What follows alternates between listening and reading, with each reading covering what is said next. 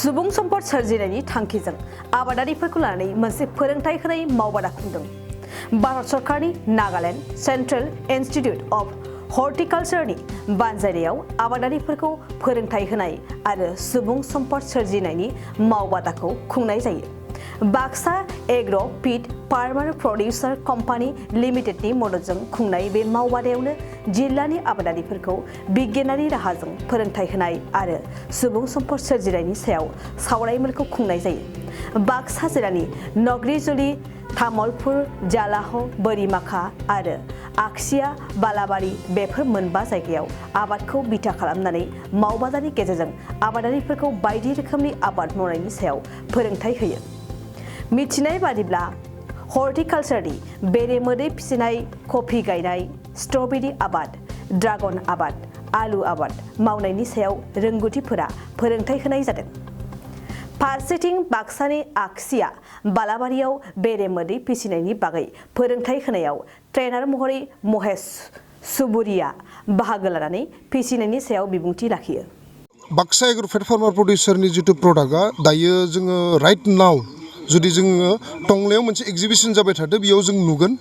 बेयाव जोंहा मोनसे NGOबो दङ जायहा हेफाजाब खालामदो आरो बाक्सा एग्र'फीडनि जितु मास्टार्ड हानि रिसेन्टलि ओंखारनाय मास्टार्ड हानि बेखौ एभेलेबल टंलायाव दायो एग्जिबिशन जाबाय थादो बेयाव मोनगोन। 1 लिटाराव बेसेबांसो रां लानानै फाननाय जायो? जोङो बेखौ 1 लिटार जों बिदि माबायाखै। जोङो बेखौ दायो 500 ग्रामनि मोनसे बनायदों आरो 250 ग्रामनि जों बनायदों। 500 ग्रामाव दायो जोङो MRP होदो 600 रुपिस। दा बेखौ जाहोनानो जाहैबाय जोंनि रिजनाव दासिमबो बिदि प्रसेसिं इउनिट गैया। लेभेलिं बटलिं खालामनायनि जोंनियाव दासिमबो मोजां सुबिदा गैथ'वाखै। खिन्थु लासै लासैनो जोङो खालामलांबाय थादो जालांबाय थादो।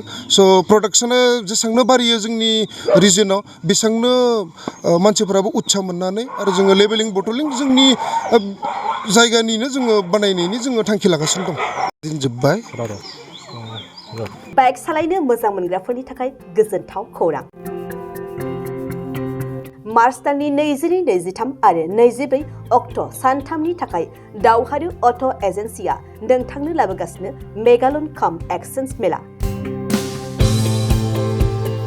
बे मेगालन काम एक्सचेन्ज मेलाखौ क'क्राझार बड'लेण्ड गेस्ट हाउसनि साखाथियावनो खुंफुंगोन। बे मेलायाव बारा नङा 14,999 रांसिमाव डाउन पेमेन्ट होनानै बाजाज कम्पानिनि गुबुन गुबुन बाइकफोरखौ ल'नाव लानो हागोन। एक्सचेन्ज खालामग्राफोरनि थाखाय एक्सचेन्ज ब'नासबो थागोन। बाइक सालायनायाव हमनो थाखाय बायगिरिया बेसेन लायालासे हेलमेटबो मोनगोन।